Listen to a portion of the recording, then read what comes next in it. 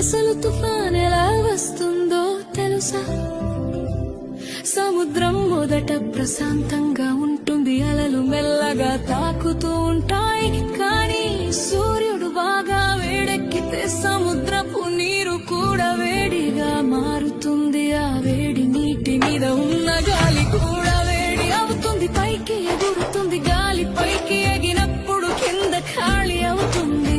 అప్పుడు చుట్టుపక్కల చల్లని గాలి ఖాళీ నింపడానికి వస్తుంది. ఇలా గాలి ఎగరడం దిగడం మొదలవుతుంది. అలా తిరుగుతూ తిరుగుతూ ఒక పెద్ద చక్రంలా మారుతుంది. మొదట్లో అది సాధారణ మేఘంలా ఉంటుంది, కానీ కాసేపటికే ఆ మేఘం చీకటిగా మారుతుంది.